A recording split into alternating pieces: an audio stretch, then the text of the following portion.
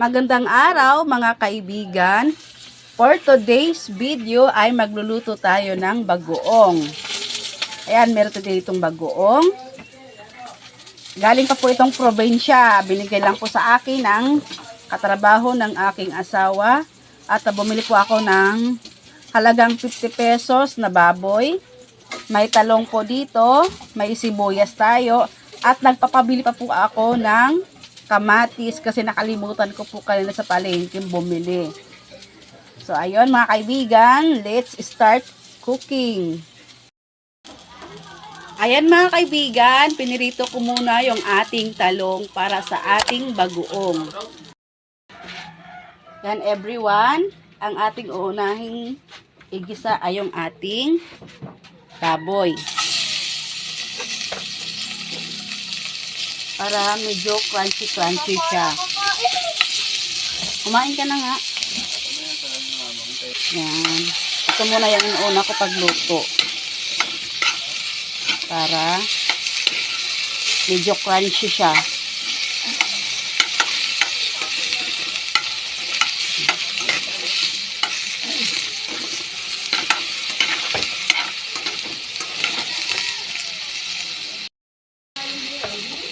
Yung pinagtutuhan ko ng ating talong para sa ating bagoong ay hindi ko siya hinugasan, din diretso ko na po siya. Malinis naman siya eh. Para medyo crunchy yung ating baboy pag niluto siya sa bagoong. Nasa description naman po ang aking mga ingredients sa kayong ang ating price ng aking napamili.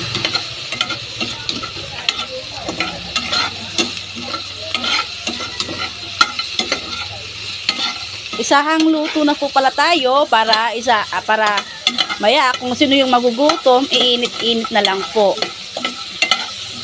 Tsaka para hindi na po laging mamalengking. Kasi medyo malayo po ang ating palengke.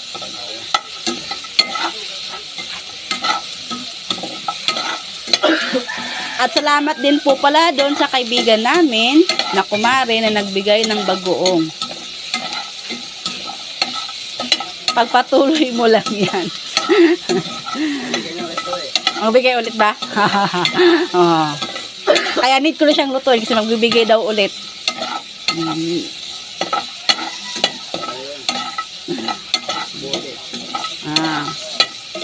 Kaya dalahan mo siya ng lutong bagoong din.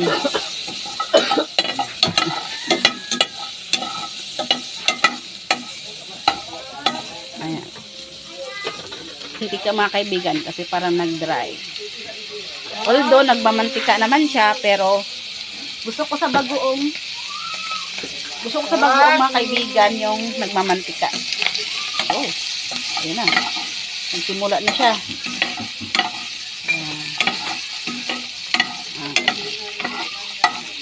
Ayan, huwag natin patagalin. Ilagay natin yung ating mga kaibigan, pinagsabay ko na yung ating kamatis at yung ating sibuyas.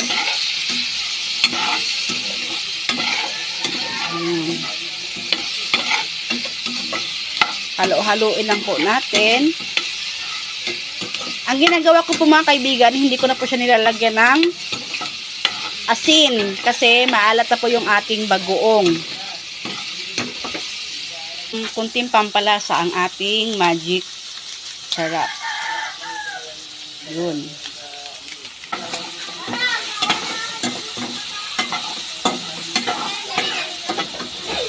Sige, doon ako.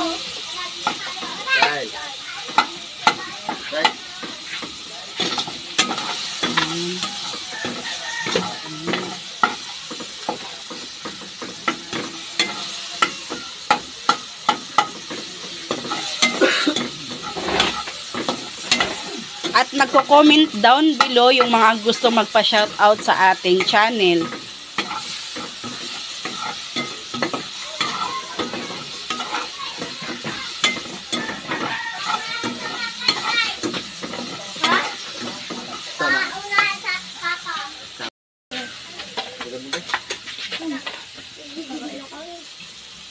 ilalagay ko na rin pala yung ating talong.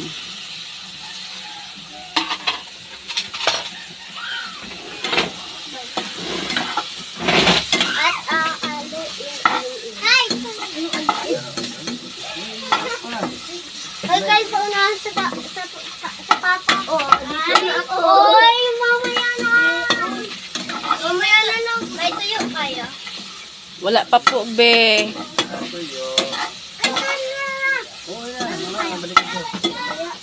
Sige. Ano to? Asin na rin na. Yan yung ating bagoong. Ang hangyan pa. Tuyo.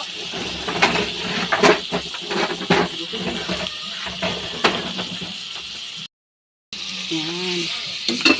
Ang ating bagoong mga kaibigan. Mamaya na kasi ang cellphone. Kain muna. Ay. Oh.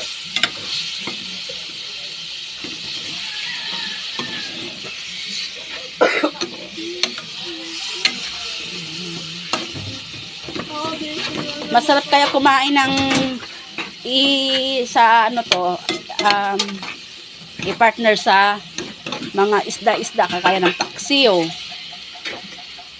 Masarap to mga kaibigan. Lagyan natin ng kunting suka.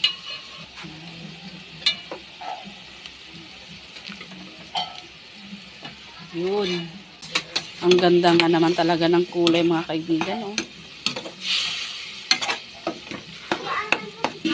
Halo-haloin lang natin siya mga kaibigan para hindi siya masunog.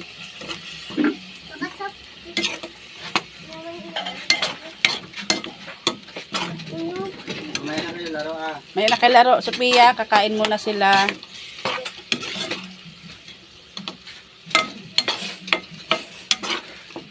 Tikman natin kung tama na ba yung alat niya or kung kailangan pa ba natin dagdagan ng alat, ng asin. Yan mga kaibigan, naglagay po ako ng 3 teaspoon ng asukal. Nilagay ko pa siya ng 3 kutsarang asukal mga kaibigan. Huwag niyo na po dagdagan ng asin kasi maalat na po siya. So, yun lamang po mga kaibigan. Salamat sa panunood. At sana, wag na wag po kayong magsasawa.